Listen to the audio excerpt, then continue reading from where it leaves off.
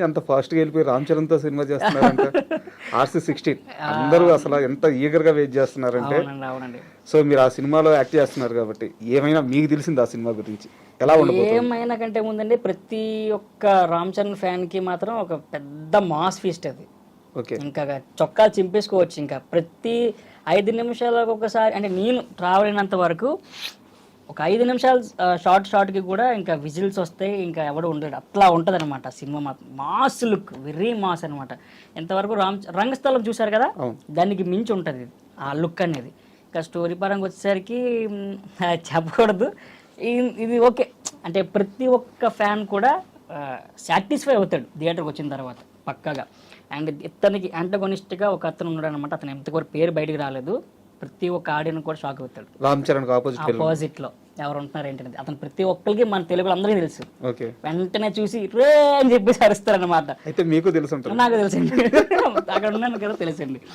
And ఇది combination లో ఒక మన కోడి రామూర్తి గారికి సంబంధించిన చిన్న విషయంలో జరుగుతూ ఉంటది. ఇది ఓకే, ఇంకా చెప్తే కొడతారు నన్ను.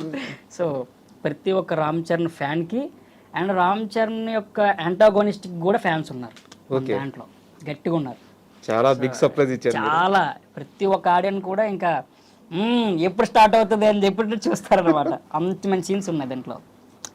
అట్లా ఇంకా మంచి దాంట్లో కూడా ఒక డెప్త్ ఉన్నది పెడితే ఇంకా హ్యాపీ. నాకు ప్రజెంట్ ట్రావెల్ అవుతున్నాను, ఇంకా ఎంతలో సాగుద్దో తెలియదు ఈ సినిమాలో. మీరు మాత్రం రామ్ చరణ్ ఫ్యాన్స్ కి చాలా హై ఇచ్చారు.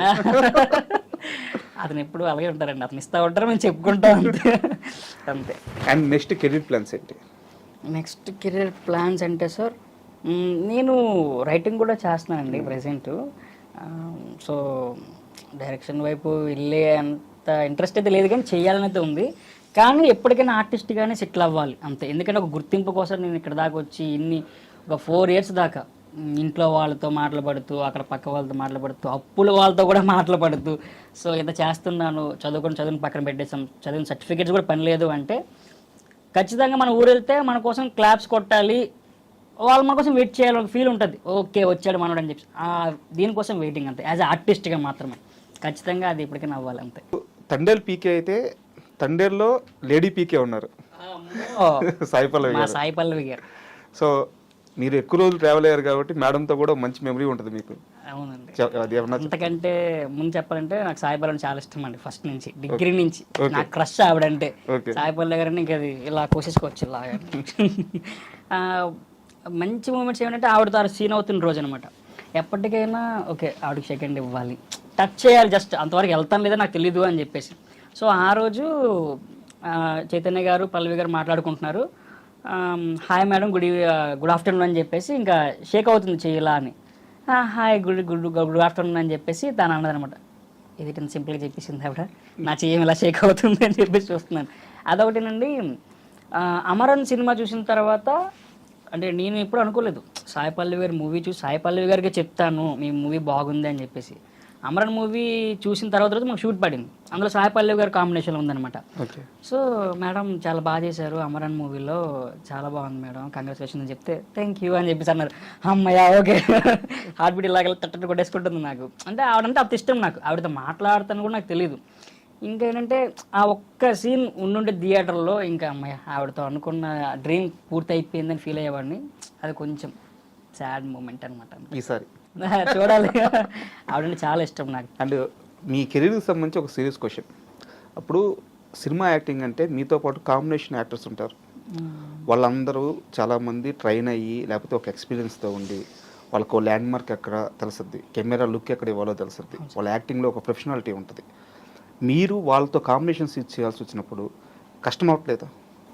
అవుతుందండి, ఈజీగా కష్టం అవుతుంది.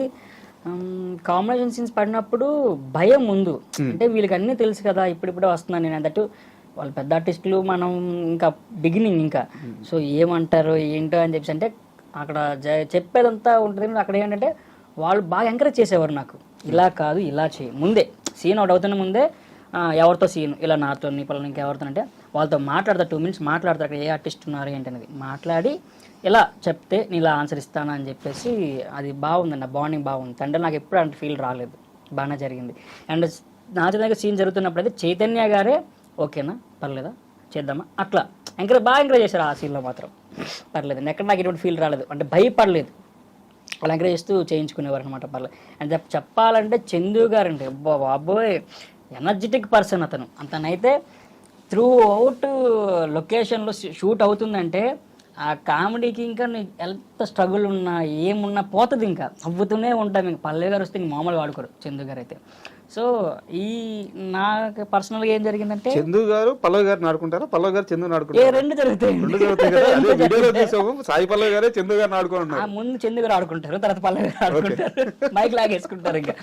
అయితే ఈ పీకే ఎప్పుడైతే ఈ పేరు చందు గారికి వినిపించిందో, ఈ ఇద్దరు కామెడీ సీన్ పడుతున్నప్పుడు దగ్గర దగ్గర దాదాపు ఒక 3 hours దాకా ఈ సీన్ షూట్ జరిగిందండి వైజాగ్లో. ఫుల్ ఎండ, వాళ్ళు మేకప్ వేసుకుంటున్నారు, మనం అప్పుడు వస్తాం, మనకేం లేదు. ఆ చందు గారు అక్కడి నుంచి మైక్లో మాటలను చూస్తూ రే పీకే గారికి టీచ్ చేయవాడు చచ్చిపోయేలా ఉన్నాడు అని చెప్పేసి, అరే పీకే ఓకేనా, ఆ పీకే ఏంటమ్మా ఓకేనా, 10 సార్లు పీకే పీకే అని అందరూ ఇక్కడ ఎవరు పీకే, ఇక్కడ ఎవరు పీకే అని వస్తున్నారు.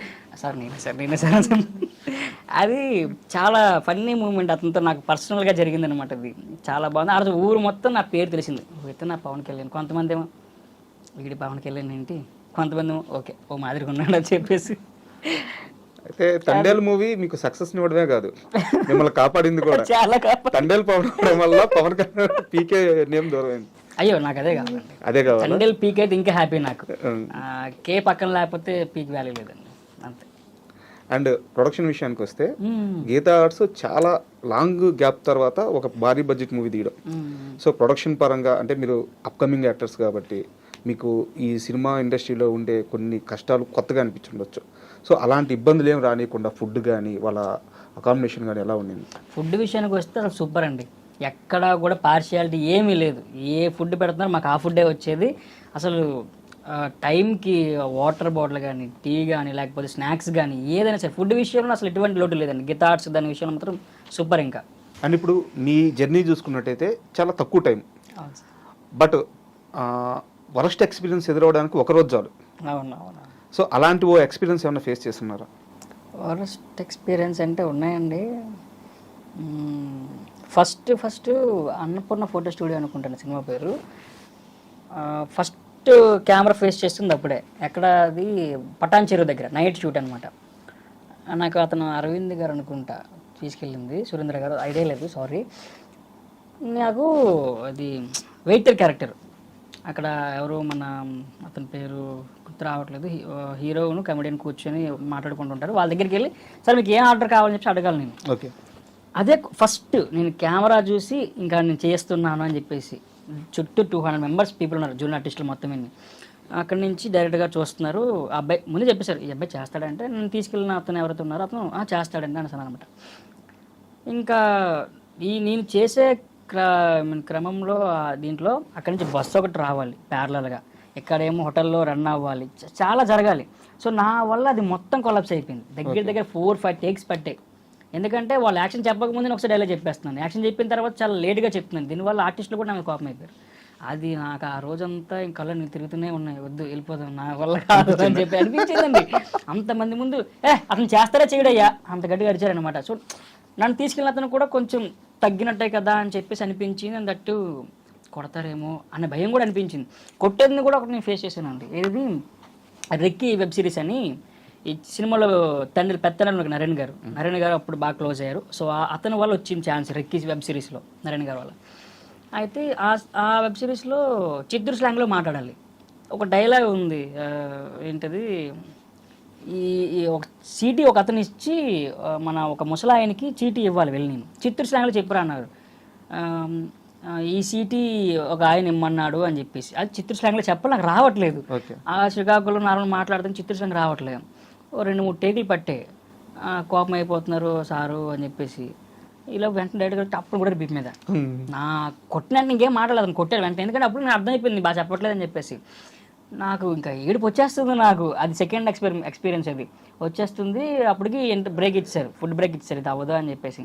నేను వెళ్ళి ఒక 4-5 ఉంటారు అనమాట బ్యాచ్, రౌడీ బ్యాచ్, వాళ్ళకి క్యారవన్ ఇస్తే వాళ్ళ దాంట్లో ఉన్నాను. నేను వెళ్ళి అలా ఆలోచిస్తున్నాను కుర్చీలో కూర్చొని, అవసరమా అని కళ్ళు నిలిగిపోతున్నాయి. అప్పుడు అతను వచ్చారు, డైరెక్టర్ గారు వచ్చి ఏమనుకోకరా అని చెప్పేసి ఇలాగంటూ, ఇంకా ఏమైనా టైం కావాలా, నేర్చుకుంటావా, ఇలా చెప్తే నీకు ఈజీ అవుతుంది, కొంచెం చూసుకో డైలాగ్ అని చెప్పేసి అంటే, వెంటనే అతను వచ్చి తిన్నావా అని అడిగారు. లేదు సార్, తిని నోరు మూసుకొని తిని నువ్వు రా అని చెప్పేసి అంటే, అప్పుడు అతను నా దగ్గరకు వచ్చి ఆ ఎంకరేజ్మెంట్ ఇచ్చారు కాబట్టి ఫస్ట్ టేక్ అది ఓకే అయింది. ఓకే.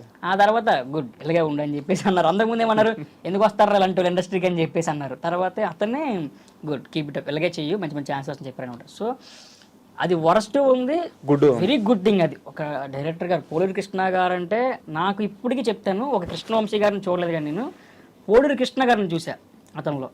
ఎందుకంటే ఒక ఆర్టిస్ట్లో ఎంతవరకు యాక్టింగ్ లాగొచ్చు అనేది, అతను ఎంత పెద్ద ఆర్టిస్ట్ కానీ అతను అందరితో అలాగే ఉంటాడంట. నాకు అంతవరకు తెలియదు, నేను ఒక్కడనే కొత్తవాడిని కదా, నన్ను ఇలా అన్నారేమని చెప్పి. ఆ తర్వాత నేను ఒక 2-3 డేస్ ట్రావెల్ అయిన తర్వాత సో ప్రతి ఆర్టిస్ట్ అట్లే ఉంటారు, అతనికి కావాల్సింది యాక్టింగ్ నీ దగ్గర నుంచి.